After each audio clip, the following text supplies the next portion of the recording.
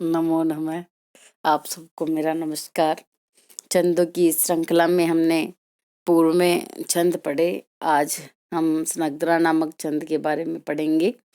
स्नग्धरा नामक छंद जो इसका लक्षण इस प्रकार है। ब्रैबनय्याणाम त्रेण त्रिमुनियतियुता स्नग्धरा कीर्तितेयम। अर्थात इस छंद के प्रत्येक चरण में 21 वर्ण होते हैं।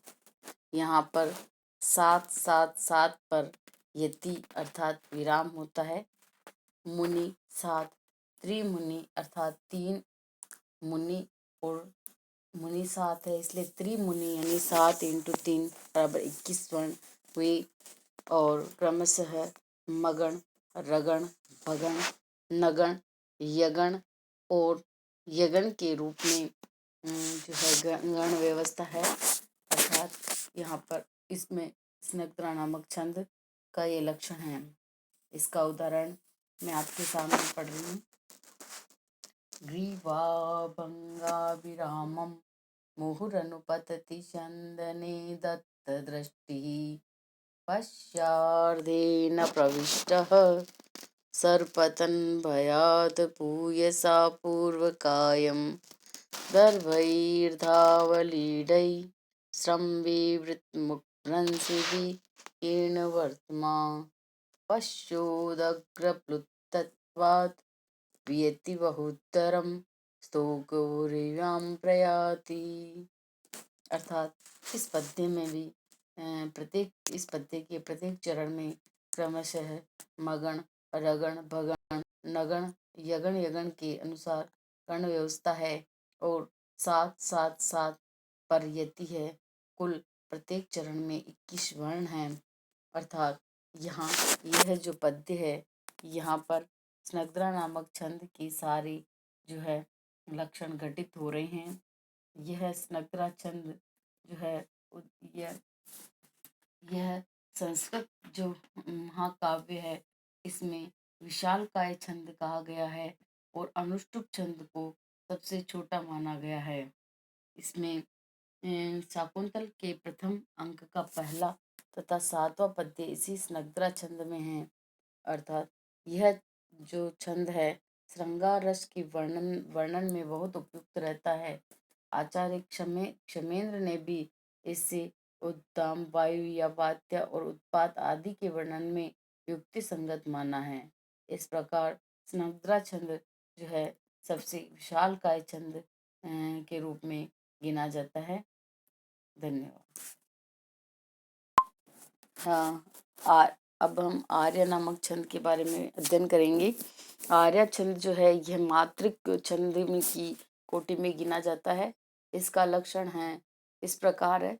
यस्याः प्रथमे पादे द्वादश मात्रस्तथा तृतीये अपि अष्टादश द्वितीये चतुर्थके पंचदशार्यः। यस्याः प्रथमे पादे द्वादश अर्थात जिसकी प्रथम पाद में द्वादश अर्थात 12 मात्राएं हों, मात्रस तथा तृतीय अपि और तीसरे में भी अष्टादश द्वितीय अर्थात द्वितीय चरण में 18 मात्राएं हो, चतुर्थ के पंचदश चौथे चरण में 15 मात्राएं हो, सा आर्य वहाँ पर आर्य नामक छंद होता है। अर्थात इसके लक्षण से ही इसका अर्थ घटित हो रहा है। यस्या प्रथमे पादे द्वादश जिस छंद के प्रथम पाद में द्वादश मात्रस तथा तृतीय अपि और तीसरे में भी 12 मात्राएं हों, अष्टादश द्वितीय में 18 मात्राएं हों, चतुर्थ के पंचदश अर्थात चौथे चरण में 15 मात्राएं हों, वहाँ पर आर्य नामक छंद होता है। प्रथम पाद में 12, द्वितीय पाद में 18, तृतीय पाद में 12, चौथे पाद में 15 मात्राएं होती है, वहाँ पर आर्य नामक छंद जो है होता है। यहाँ इसका उदाहरण मैं इस प्रकार पढ़ रही हूँ। अपरितोषात् विदुषां न साधु मन्ये प्रयोग विज्ञानम बलवदपि शिक्षितानां मात्मन्य प्रत्ययं चेतः। अपरितोषात् विदुषां न साधु मन्ये प्रयोग विज्ञानम बलवदपि शिक्षितानां मात्मन्ये प्रत्ययम चेतः। अर्थात इस जो उदाहरण है यह अभिज्ञान शाकुंतलम नाटक के प्रथम अंक का दूसरा जो श्लोक है। इसके प्रथम चरण में 12 मात्राएं हैं, दूसरे में कुल 18 हैं, तीसरे में 12 तथा चौथे चरण में 15 मात्राएं हैं। ये आर्य गीति का उदाहरण है। इसमें आर्य की सारे लक्षण, आर्य के जो लक्षण हैं वह घटित हो रहे हैं। इस उदाहरण के अंत में हलंत म है और मात्रा के लिए किसी व्यंजन में स्वर की आवश्यकता नहीं रहती है। हलंत म में पर लघु या गुरु की मात्रा का कोई चिन्ह नहीं लगेगा। यह आर्य छंद जो है यह कालिदास को यह बहुत ही अधिक प्रिय छंद था, क्योंकि उनके सभी नाटकों में ये सर्वाधिक प्रयुक्त है। पुष्पिताग्रा नामक छंद के बारे में हम पढ़ेंगे। पुष्पिताग्रा छंद का जो लक्षण है वो इस प्रकार है। अयुजी न युग रेप्तो यकारो युजी च न जौजर्गाश्च पुष्पिताग्रः। अयुजी न युग रेप्तो यकारो युजी च न जौजर्गाश्च पुष्पिताग्रः।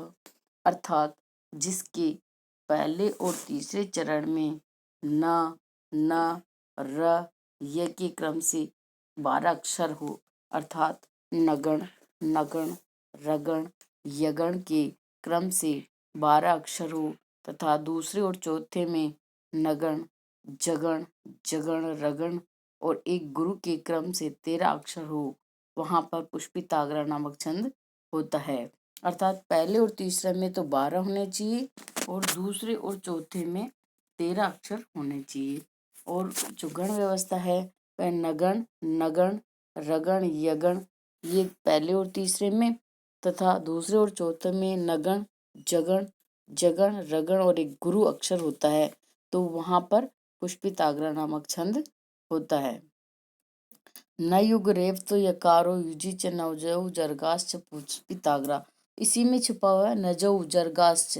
न जौ, न अर्थात नगण, जौ अर्थात जगण, जगण, रगण और एक गुरु अक्षर हो। इस प्रकार इसकी गण व्यवस्था होती है। इसका जो उदाहरण है वो इस प्रकार है। तुरग खुरहतस्तथा हि रेणु विपट विषक्त जलार्धवल्कलेषु पतित परिणतारुण प्रकाश सलभ समूहैवाष्ट्रम द्रुमेषु। अर्थात इस पद्य में भी जो है पहले और तीसरे चरण में 12 मात्रा हैं और नगण, नगण, रगण, यगण के क्रम में इसकी गण व्यवस्था है तथा दूसरे और चौथे चरण में नगण, जगण, जगण, रगण और एक गुरु अक्षर है। अर्थात यहाँ पर पुष्पिताग्रा नामक छंद का जो है लक्षण वह घटित हो रहा है और इसमें जो 13 मात्राएं हैं इस पद्य में पुष्पिताग्रा नामक छंद है। अर्थात शकुंतल के दूसरे अंक का तीसरा और छठे अंक का 11वां श्लोक इसी छंद में है। आचार्य मम्मट ने करुण रस में इसकी उपयुक्तता बताई। अर्थात जहाँ करुण रस का जो अध्ययन किया, करुण रस होता है वहां पर पुष्पिताग्रा नामक छंद घटित होता है।